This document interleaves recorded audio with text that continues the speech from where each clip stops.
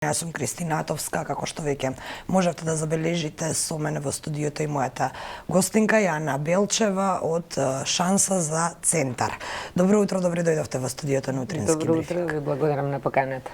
Овие локални избори го одбележа и вашето учество, односно учеството на голем број независни листи, што еве можеме да кажеме дека се должи на незадоволството можеби на граѓаните од политичките партии или од системот на кој што влегуваат политичките партии и потоа оперираат со него внатре во општинските совети. Освоивте 3 советнички места во Центар.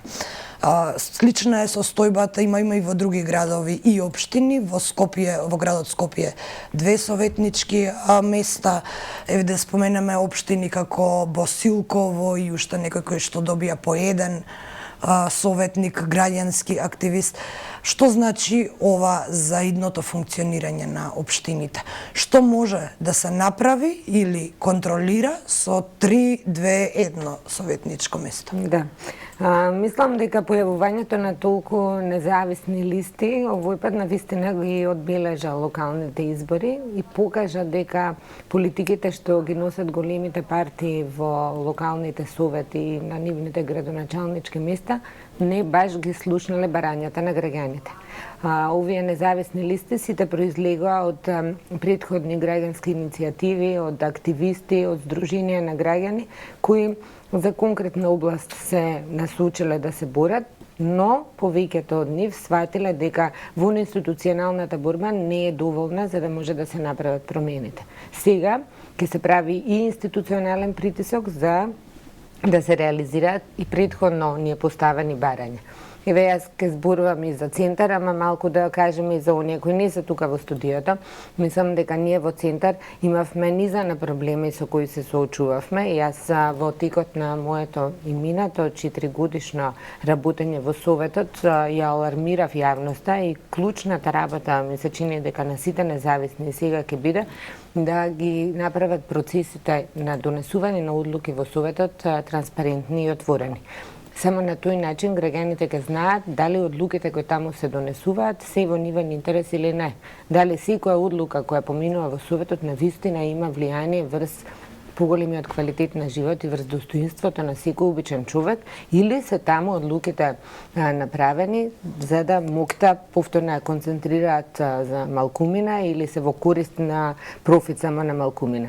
Таков е случајот и во другите општини. За мене беше особено интересно луѓето од Тетово, например, кои исто така влегуваат со 2 советнички места. Вчера имавме еден разговор со госпожа Елмадина.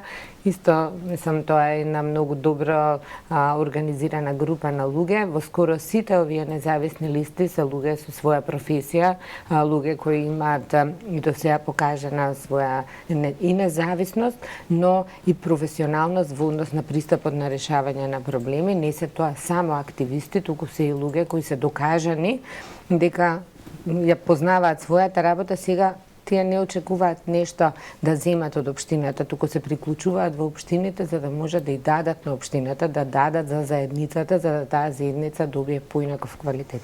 Што се од законски решенија, од одлуки може да се блокира од внатре? Зборувам за оние штетни одлуки кои видовме за кои граѓаните излегоа и на протест.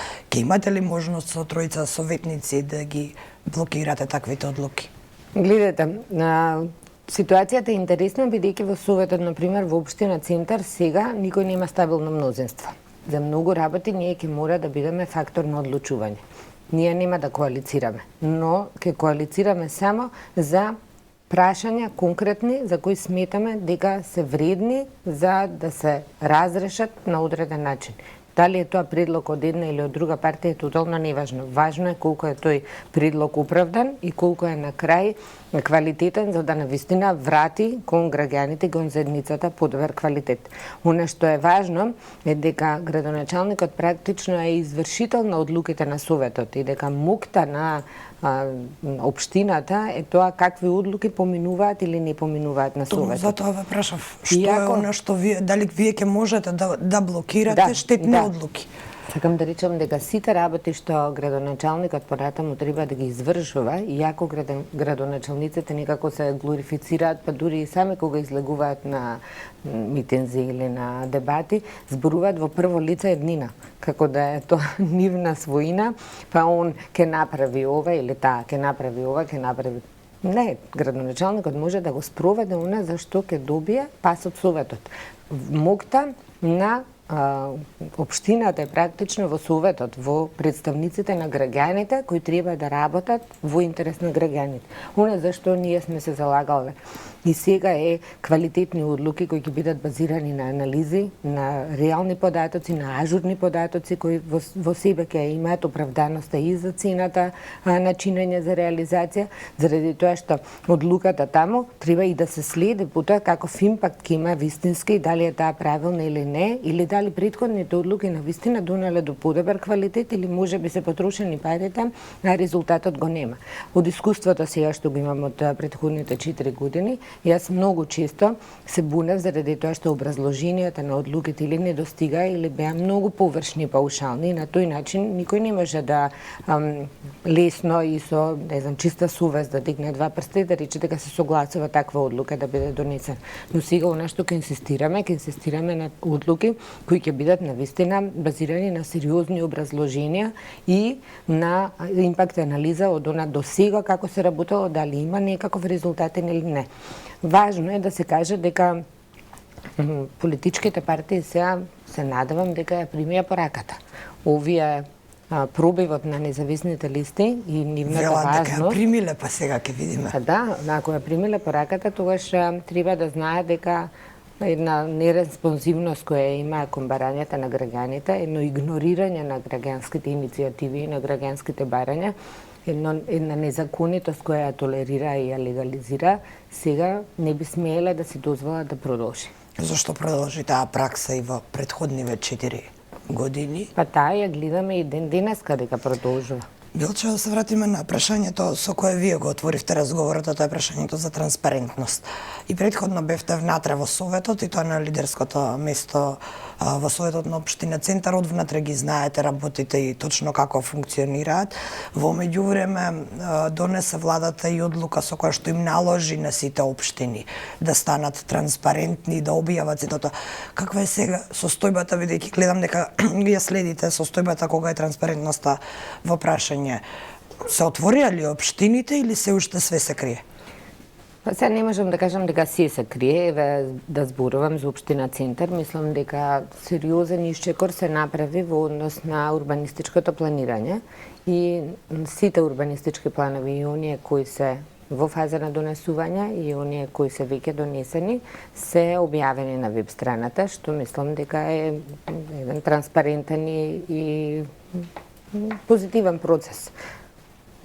Конкретно е повторно да зборам за транспарентноста на урбанистичкото планирање, иако тоа треба да биде партиципативен процес, иако тие документи кои се објавуваат треба да бидат не само објавени, треба да бидат јасни за граѓаните, заради тоа што кога ќе го отворите планот и кога ќе видите во планот милион линии, парцели, бројки, треба навистина да сте експерт во областа за да може тоа да го разберете. Сега светот кога зборува за транспарентност, не зборува само за транспарентност, еве го на веб, зборува и за разбирливост, зборува за тоа дали граѓанинот разбира што е она што му се нуди на веб. Исто како и финансиската, например, транспарентност. Ние имаме, например, објавено во Општина Центар на вистина податоци за сите буџети, извештаи, квартални извештаи, полугодишни извештаи. Не е прашањето дали се тие објавени како слика. Прашањето е дали се објавени во формат што може некој да ги земе и да ги анализира, за да може од нив. Добро, првата борба беше да се објавуваат, затоа што во претходните години немавме ниту таква пракса. Да, едно е да биде нешто транспарентно, а друго е да биде транспарентно, разбирливо и да може да биде искористено. И сега ние и понатаму ќе се залагаме да се унапредува таа транспарентност. Она што, например, го има на централно ниво на отворени податоци, отворени финансии во Министерство за финансии, тоа мора да се преточи и кај нас. Некои работи што се однесуваат на податоците, дури на одлуките и така натаму, да може лесно да се пребаруваат. Значи, тоа се едни процеси и на дигитализација и на усовременување технолошко, кое мора да се случи. И секако, не заради тоа што како што рековте, владата наложила, туку заради тоа што мислам дека современиот живот денеска тоа го бара, не смееме ние да заостануваме кога целиот свет се движи напред, а за жал имаме многу ретроградни политики на локално ниво и многу отпор кон промени. Ја еве најотворено ќе кажам дека сум сериозно загрижена во општина Центар колку малку луѓе сакаат да ги прифатат новите технологии, да работат на современ начин. Наследените пракси се нешто што нив ги држи во пранги, Што значи тоа, зашто зборувате за дигитализација на воопшто општината? за дигитализација, воопшто за анализа на податоци, воопшто зборувам за тоа дека денеска технолошкиот светот брзо се движи напред. Не можеме ние да ги носиме одлуките на ниво на општина на начин како што се носеле пред 10 на 20, 30 години. А многу од процесите внатре за жал се така наследени, па дури со една многу леснотија голема се кажува, ама ние од секогаш така сме го правеле. Тоа од секогаш не надонело до добар резултат, заради тоа се мора да го свртиме кормилото и да се движиме по друга стандарден насока. одговор во речиси сите сфери на нашето Да. живење. И Тоа е многу е најчесто користена фраза. Да. И многу е важно уште нешто, независно што ние на локално ниво ќе ги буткаме овие процеси, многу е важно да постои политичка волја за тие процеси на вистина да го видат светлото на денот и Тоа да сакам се да ве прашам, реализираат. очекувате ли политичка волја, очекувате ли соработка од кои да ги освои мнозинствата во советите? Ова ве прашувам како независни, како граѓански активисти, бидејќи споменавме на почетокот. Гледайте, и ние во други внатре, општини. ние дека- внатре за тоа ќе се бориме. Ние се соочивме со сериозен недостаток на политичка волја за разрешување, на пример, на наследените проблеми од Скопје 2014. Се соочивме со сериозни проблеми од нерешавање на проблемите со лошите урбанистички планови за кои докажавме дека се незаконити, а за жал А можевте да ги решите а, на друг начин? Тие планови кои се докажа дека се незаконити, ние не добивме пас од надлежното министерство да се суспендираат, што е вака многу поразително.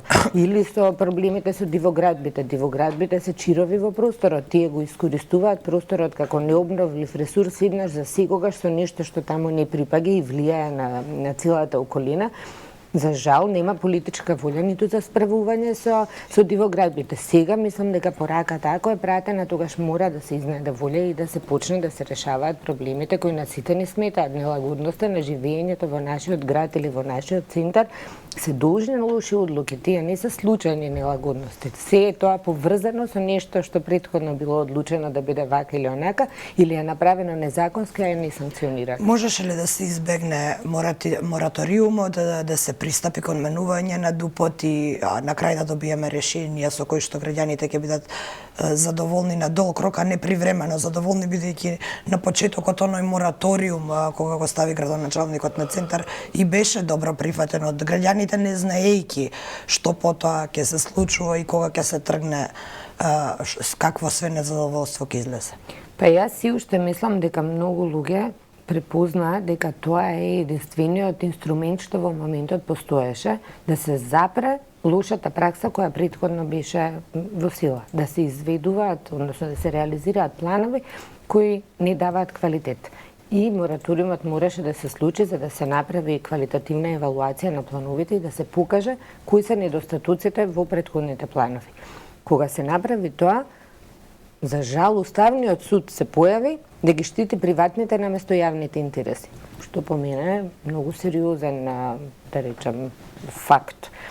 Потоа, ние работевме, внатрешните структури се трудеа да направат нови планови, но и тука се случува, да речем, недоречености или за мене недозволени работи, да се бираат планери кои под пазарната цена ќе нудат реализација на план, или да има таков отпор од планерите да ги спроведат барањата од Комисијата за урбанизам, да тие го кочаа процесот на донесување на нов план. И зошто се правеше тоа така? Заради тоа што никој не беше казнет за претходно донесените планови, истите планери, повторно, знаејќи дека нема да бидат казнети, си ја тира процедурата по ист начин како што ја тирале претходно.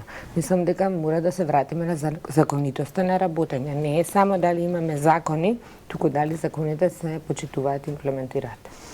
Милчева, независните и левица, веројатно ќе им ја матат водата на големите политички партии внатре во советите. Ајде вие како го оценувате целиот овој изборен круг и целата оваа изборна кампања, една генерална оценка? Вака, излезноста на овие локални избори е многу мала. За мене, мислам дека е сериозен показател дека 50% од граѓаните во државата кои имаат право на глас останаа рамнодушни на локалните политики. Тоа не мислам дека е добро. Мислам дека граѓаните мора да бидат вклучени во процесите што се случуваат и наместо да дозволат некој друг да го направи изборот за нив, да бидат тие токму оние што ќе ја покажат својата слободна волја. Знаете, се бореле луѓето да имаат право на глас, ние денес имаме 50%, секој втор граѓанин не излегол. Дури и под 50% замислете во општина Центар, кај што јас сепак очекував дека е една друга структура на население. Дали тие не виделе избор во ниту еден од кандидатите или од кандидатските листи, тоа е исто така еден сигнал можеби и за партиите и за сите помали играчи во кои сме и ние. Јас можам само да речам дека на тоа треба многу да се работи. Правото на глас е нешто што е гарантирано и што треба секој да го искористи. Да. А какви се резултатите? Резултатите се шаренолики и се надевам дека секој ќе си ги побара резултатите и анализите ќе се ги направи во своите редови, како да ги поправи за да може да испорача нешто друго и за да биде подобар во следните. Да, ако ја направиме анализата кај двете најголеми партии, тогаш ќе забележиме дека ВМРО нема некаква голема разлика во однос на претходните избори, додека кај СДСМ се забележува значителна разлика. Значи ли ова дека граѓаните почнуваат и покрај малата излезност, дека почнуваат да ги казнуваат етапно, зборуваме од избори до избори, оние кои се на власт на локално ниво? Па еве да зборувам само за СДСМ во Центар, нема да зборувам за во другите општини. На минатите локални избори 2017 година во општина Центар СДСМ доби 16 советника, ВМРО доби 7.